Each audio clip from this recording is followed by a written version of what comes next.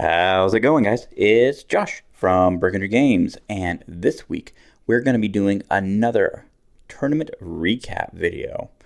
This time I didn't film an intro ahead of time, so I'm doing in post, very, very far in post. It has been about 3 weeks since the tournament. This was originally filmed on February 8th. It was our Premodern charity tournament that we did. Really fun event. I was playing Mono Black Clerics, donated to me by Zeb. So thank you, Zeb, for that. And it's the same general build as the one that I actually did here on the channel for the Weird Wednesday Showdown. A few minor changes since then, but no need to really get into the technical details. Let's just get right into the gameplay. All right, guys, welcome to round one of our pre-modern charity event that we hosted on February 8th, 2026. So, my round one opponent here is Alex, who actually is not a regular at Brigandry Games. He drove all the way from McKinney just to participate in some awesome pre-modern action. So it was really cool seeing that we were able to lure someone in from outside our normal sphere of influence. That's the word I'm thinking of. But rough start for both of us. As you see, we both ended up mulliging all the way down to 5, which I'm just kept the best cards that I could, and Alex was on the play. And he goes turn 1, Attakar Waste, turn 2, Island, Standstill. Standstill is absolutely back-breaking in this position. If you don't know what it does, whenever a player casts a spell, there you sacrifice Standstill, and that player's opponent draws 3 cards. This is incredibly devastating in this position because he basically undid his mulligan and gave him so many resources to work with. Whereas I am just already down like 2 cards, just desperately trying to slam everything I can into play, including a Withered Wretch and Cabal Archon, which quickly gets swords, as is to be expected. So, Withered Wretch is another Standstill comes down. Oof. Withered Wretch is a particularly good card in this matchup. Some versions of Standstill play Replenish to get their enchantments back from their graveyard, and so keeping that clear can be very important. All right, here's another fun little play. So he had just played that Mishra's Factory, so he is still able to... So it is still summoning sick, which means if he goes to block with it, it will be a trade. But before blocks, I attempt to smother and manage to eat a counter spell out of his hand. Not super great, just because it's still a 2 for 2. But I do have an Unearth, as you just saw, to get my Wretch back and kind of keep the momentum going. That said, that at this point, my opponent has drawn 6 extra cards than me, plus whatever cantrips that I've managed to miss. So yeah, like this game is effectively over, and I'm gonna keep trying to squeeze this out, but I just will not end up getting there. So while we wait for my inevitable defeat, let's go over my sideboard decision.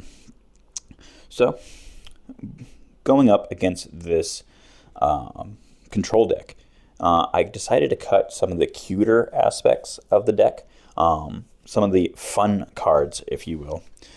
So I decided to cut Dark Supplicants and the Scion of Darkness out of my deck.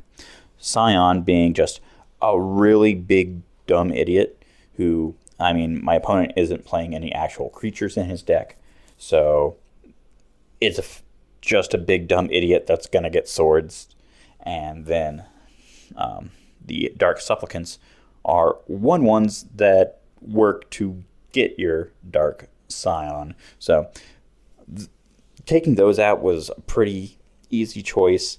And as boring as it is, the only real option that my sideboard had for this playstyle, well, is just to bring in more hand hate, and I believe I had perishes in order to I brought in a couple of those in order to make his white spells cost a little bit extra. But yeah, now at this point, back to the game, we see that my opponent has a face-down creature, which in Premodern and in this particular color pairing means that's an Exalted Angel, a massive flying pseudo-life-linking type creature that I honestly, once it flips, I'm just not going to be able to beat with my dorky little 2/2s. And there it is, swing number 1.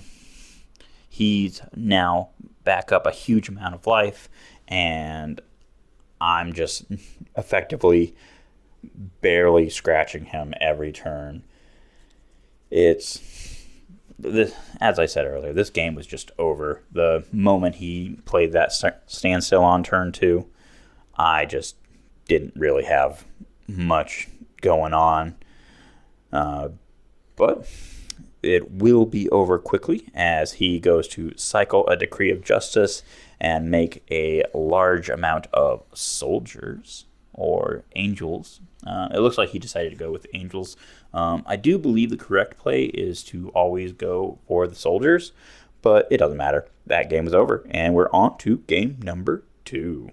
It doesn't feel great losing your first game of a high-stakes, quote-unquote, tournament like this, so I am fully focused, and I am ready to just completely destroy him. So I lead Dark Ritual, Cabal Ritual, naming Swords to Plowshares.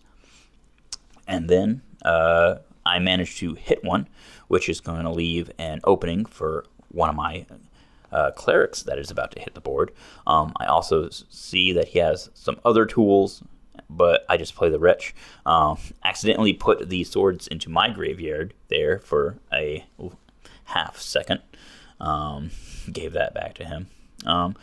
But now he has no direct removal in hand. I'm going to play a Mishra Factory. I'm going to swing, and my whole game plan from this point forward is just, hey, control deck player, I'm the threat. Figure this out, or I'm just going to bludgeon you to death. And so that's where we're at. So keep going. We managed to hit another Cabal Ritual. Let's see, what did I name? I don't remember. I do know what's in his hand, so I would have named something, something from his hand. If it even gets to resolve, he might be going for a counter spell here. Let's see. Mulling over decisions and counterspell. Yep. He does not want me to have that. So instead, I just activate Factory, punch him in the face for 4, pass turn. And, Meddling Mage. I don't quite remember what he named here. It might have been Cabal Therapy. In which case, if he wants to trade one of my dudes for therapy, that's perfectly fine. Clerics isn't a deck that needs a ton of mana, so I'm just going to flex the fact that I have just enough to cast pretty much anything in my deck and go to town. Here we are. I played a Dust Bowl. So when Zeb originally gave me the deck, I was originally a little sad that he didn't let me borrow Wastelands, even though that is completely understandable. But honestly, the Dust Bowl that Wastelands would be replacing here put in a lot of work. This game in particular. Little cycle action of Decree of Justice to get a chump blocker. But like honestly, so Standstill kind of operates off of the fact that it doesn't have to. Many of its spells have alternate ways of using, such as cycling abilities or what have you, man, land, stuff like that, to where the deck doesn't really need to be casting spells in order to win. That's kind of how it kind of overcomes the downside of Standstill. But once I got my Dust Bowl into play, I kind of was able to, do something very similar, and he goes down. He just absolutely melts. It wouldn't be very long until he just wouldn't have any lands, and the pressure just, I was the problem, and he did not solve it. So we're gonna shuffle up real quick and get on to the third and final round of match 1. Yeah. Shuffle. Here we go. Is it a keeper? It looks like it's a keeper.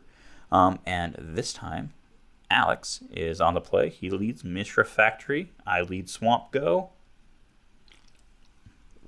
This time he wants to be the problem as he immediately tries to swing on me. But I have a Snuff Out in hand, and I am more than happy to take 4 life in order to take him down on resources. And then I followed up with a Withered Wretch, who is going to continue to beat him in the face, or at least attempt to, but she eats a swords. So swamp into Priest of Gix, make 3 mana, Rot Lung Reanimator, which would have been a very powerful card if he didn't have another swords to exile it and keep me from getting the zombie token. That said, he tries to play out his morph, but I am prepared with a Smother to get that out of here as I swing with my boy and attempt to blind name something. I miss, but I do get to see what it is, and I pass turn for now. Having a therapy in the yard and knowing some of what's in his hand does allow me to, if in a good position, I would gladly sack my Priest of Gix in order to get rid of crucial pieces. But following turn, let's just not get rid of my Soul Attacker quite yet. Let's lead with a Duress and figure out what he just drew into. Now it's going to take a few moments to see if he wants to let that resolve right away. He instead decides to go with a Fact or Fiction, which is interesting. I don't think it's necessarily wrong if that was because I would have taken it anyway. Here, I get to pick his piles, and then out of the cards that he just got, I took a Wrath of God and leaves him with just a counterspell. Unfortunately, I didn't have much else to do. I did pull off the Cabal Therapy, sacking my guy to get rid of another crucial piece. And at this point, it's just standoff. Who can draw something important first? I slam a Priest of Gix into play, get a bunch of mana that I don't use, pack to him. Humility hits the field. This was unfortunate. I actually think I missed it just a second ago. But Humility makes all creatures into 1/1s, which is really unfortunate. So I now have a very slow clock with my 3 mana 1/1. And here is Cabal Archon, otherwise known as another 3 mana 1/1. But I'm just going to keep going. Got to do what you got to do. And I play a Mishra's Factory. He blows it up with his Dust Bowl. He wipes the board with a Wrath of God. And things aren't looking great, but I top deck the Cursed Scroll. So, Cursed Scroll is a 1 mana artifact.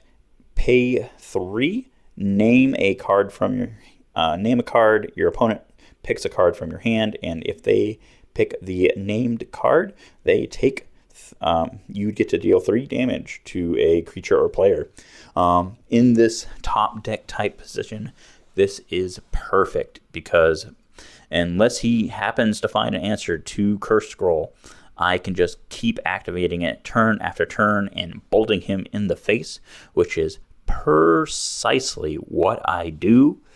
And Alex is going to have to very quickly scoop it up. And wait for it. Wait for it. Ka-chow. Kill him with a swamp. All right, so moving into match 2, game 1, I am facing none other than the store manager, Alan. Now, normally, when I am going over these commentaries, I don't want to say anything discouraging or mean. I'm just trying to recap these events and try to build a sense of community. That said, Alan, being the store manager, the only employee at Brigandry Games other than the owner, who is above me, I am going to talk all the crap that I want. So, as nice as it was for Alan to step up and fill in that 6th slot so that we could have a tournament, I will not be mincing my words. So, as I just said, Alan was filled in the 6th slot, and he did not have a deck of his own. So, he ended up borrowing Standstill. Again, I am so happy to be here. So, he borrows Standstill from someone else, and here he is. He goes for his first Standstill, and but unlike in match 1, this Standstill was nowhere near as devastating because it was early enough in the game and we both had enough resources in hand that by me immediately popping it for him, yes, it gives him greater card selection, but he still ended up having to discard down to hand size, which is pretty big. Here we are, me having a Cabal therapied him.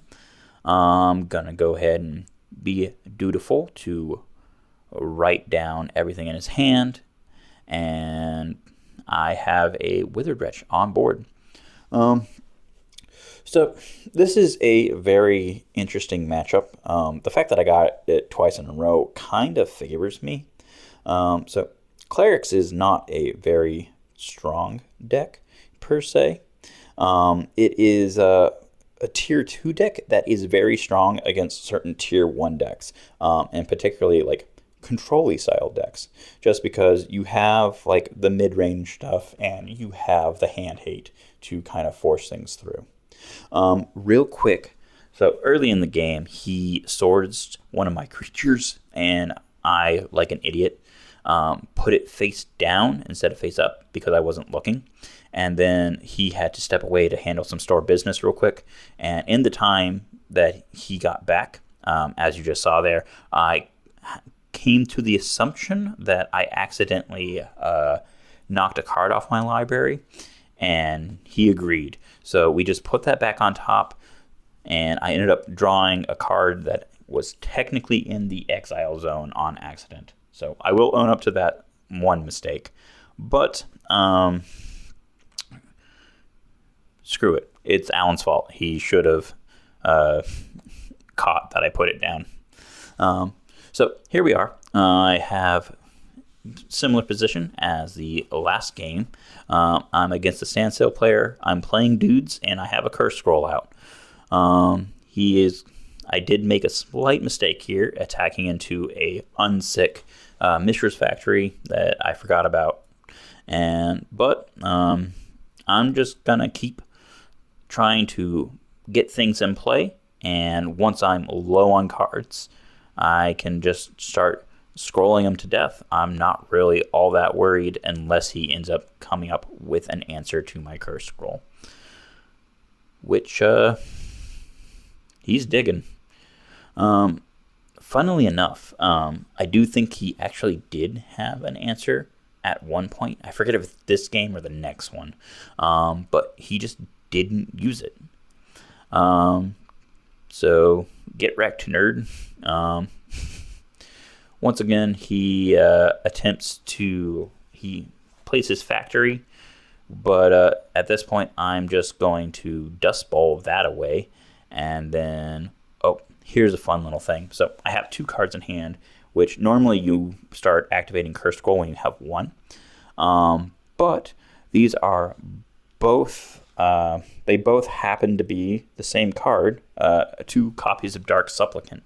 And since they wouldn't do all that much on the board to begin with, I just kept them in hand and kept trolling him, having him think that he was in fact picking the wrong card each time. Real fun there. So here he is. He counters another spell. I believe that was a Bait Dark Ritual. I could be wrong.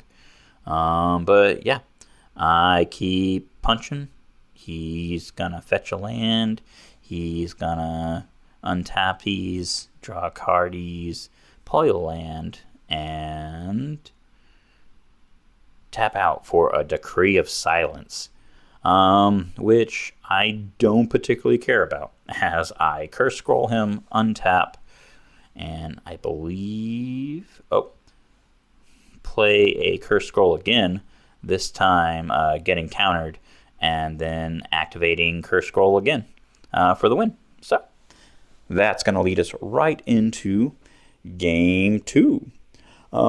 So seeing how I had just faced this exact deck with a few slight variations, I had the exact same sideboard plan. Get rid of my Dark Supplicants and Scions of Darkness, bring in Hand Hate, and yeah, I'm just gonna go full on punch mode. So while it did work out in my favor, just because I'm a black mid-range deck, right? Like, I'm good against control decks just because I can punish them with efficient creatures and removal for their man lands, and hand hate, so that they can't just sit back and I can play their game almost just as well. That said, it was kind of sad just because you can do a lot of things with clerics, and just having to play against the control deck just kind of limited my options, and I wasn't able to do fun things like sacrifice a bunch of dudes to reanimate a giant demon dude, and I couldn't go too crazy with how many creatures I had on board. Shepherd of Rot there, real fun.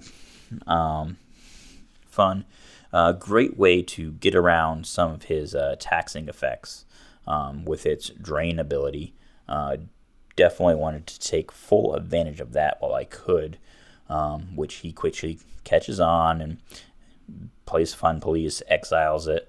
This time I remembered to keep it face up, so no accidental cheats were played on my hand. Yeah, here I am. I go for Cabal Therapy. Alan, because he doesn't know how to read, tried to show me his hand before I declared, which I very quickly corrected him that no, you let me name first, and then I believe I named Counterspell. I could have misread that, yeah. Write down his hand. I now know what he's working with, and I can perfectly play around everything he's got. And I'm just gonna keep on beating him to death with a with a Wretch. Dark Ritual, Rotlong Reanimator, and to an Exorb. No big deal. Swing. Yay. Thrilling content. He tries to block, but I have a Snuff Out for his Mistress Factory, and I'm just wailing away. Yep. He's going to try to... Oh, so he plays a standstill of his own, but seeing how I didn't need to cast anything from my position, I just kind of kept pushing him, and he ended up desperation impulsing into his own standstill and gave me the 3 cards. Alan is not a super experienced standstill player, so he definitely didn't realize that was a thing, and I reaped the benefits of it. He then goes for a Wrath, but not realizing I had a Mistress Factory on board. Punch him in the face, play down my favorite card, MVP of this tournament, by the way, Curse Scroll, and now I just get to bolt him every turn. And there's the panic. He doesn't know how to deal with this, and that's match 2, on to the finals. All right, guys, this is it. This is for all the marbles, or a box of Dominaria Remastered, if you will. This is the final match, and I have the pleasure of going up against none other than our local Andrew. So, Andrew was very excited to participate in this tournament. He's been really looking forward to getting a chance to play his Enchantress deck that he's been working on for quite a while. And Enchantress is a white-green base deck that plays enchantments and then plays enchantments that give you value off your enchantments and looks to control out the game. This was not a match I was looking forward to. This deck is very good against creature decks, and it just gets so much value and gets so out of control so fast. I wasn't entirely sure how I'd be able to stand up against it, but hey, I've come this far. I'm going to give it my best shot. So, after a few turns here, I have a few dudes on board, and Andrew has Elephant Grass on the field. Elephant Grass is a killer against mono black decks such as mine, because it has the text, black creatures cannot attack. Absolutely brutal. It does have a cumulative upkeep, but by the time that he no longer has the mana to pay for it, there's a good chance that he just has a absolutely wild board state. That said, I did manage to find my MVP in Curse Scroll, and so while I cannot attack, I can very slowly, one at a time, bolt him in the face. And so that's what I do.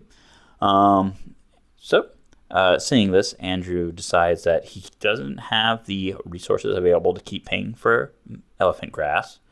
And so instead, he is going to fetch, and let's see, I believe he ends up cracking one of those Sterling Groves to search for an enchantment here. I could be wrong.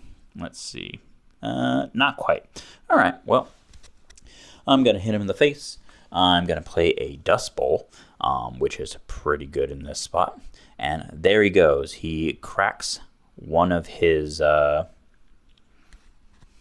Sterling Groves to search his deck for enchantment and put it on top of his Lightberry. I do remember at this point, I did tell Andrew to hold. I wanted to see what he was going to get. And before he untaps on his turn, if I could, I was going to Dust Bowl him and cut him off a color to keep whatever card he ended up getting. from being playable. But it ended up not being not something that mattered, and so I double activate 2 curse scrolls, and pow pow, he is dead. Okay, quadruple activate. Let's go. And here we are. Game 2. I do have a match to lose, so it's not all the pressure on me. That said, as I said at the beginning of this particular match, I am terrified. I do not think that I should be able to win this match. But similar to the last game, I ended up having to get rid of all my Dark Supplicants and Scions of Darkness and just go straight in on the hand hate and hope that that's good enough to get there.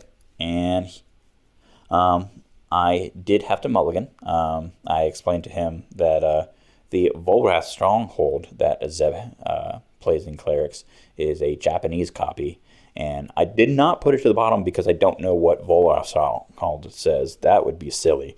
No, I put it to the bottom because it's not the strategic piece that I need to win this matchup. But here we are. I start off, I duress, I get rid of one of his key pieces and go into for a Shepherd of Rot, and follow that up my next turn with a Priest of Gix, 3 mana floating. We have a quick discussion on what the creature types are on Shepherd of Rot, or Priest of Gix. He is a Phyrexian Cleric minion, human minion. He is not a zombie, so he does not add to the Rot scale. That's it. I play out a Weathered Witch with the rest of my mana, go to his turn, and on his end step, I activate Shepherd of Rot. Andrew now has Opalescence out. This is an enchantment that turns all your other enchantments into creatures. It is the main win condition of sorts for the Enchantress deck. It is very powerful, especially with all the different stacks like enchantments, and many versions of Enchantress also play things like Replenish to, near the end of the game, just kind of mass reanimate all their stuff, including Opalescence, which will then turn all your things into creatures and just give you an absurd board state. So we are now at the point to where Andrew has a ton of mana and he has constant threats. He has a Argothian Enchantress in play, which means he's drawing extra cards with every enchantment, and I am under pressure, so I have to find a way to end this soon, but he is not letting me as he continues to put out multiple Elephant Grasses. He does end up attacking into me with 1, which I went for a trade with. And I attempt to kill his Enchantress, but that card has Shroud. So all these years, I've been playing Magic for almost a decade, and I still don't know some very simple things like that Argothian Enchantress actually has Shroud. That said, here I am. I have Curse Scroll and no creatures on board, so I'm just going to keep activating Curse Scroll, and he doesn't actually have that much power or toughness on the board right now. He has a 3-drop, but I Dark Ritual, activate Scroll, play a Withered Witch, go to him. He's trying to figure something out. He goes for the attack, but I end up blocking because my life total is getting critical. I activate Curse Scroll, him in the face, and activate Curse Scroll once again, and there you have it. That is how I somehow managed to 3-0 this charity tournament. Wow, guys. Y'all really can't let me just keep getting away with this. You can't keep getting away with this! It has been almost a month by the time y'all will be seeing this since the tournament event, because I am really, really slow at getting around to doing my editing projects. But yeah, it was really fun. Shout out to everyone who came to our charity, Premodern charity event. Shout out to Zeb especially for letting me rent such a banger deck. I certainly wasn't expecting to do as well as I did.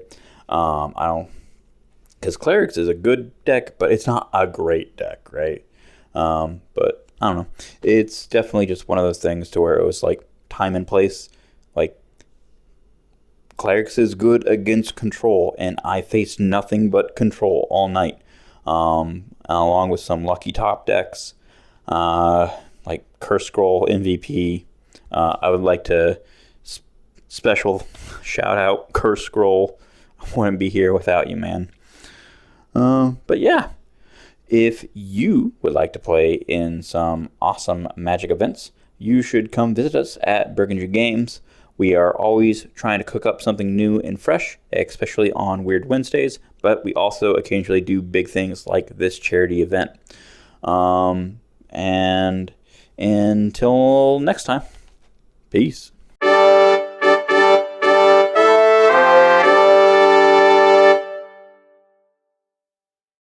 Oh yeah!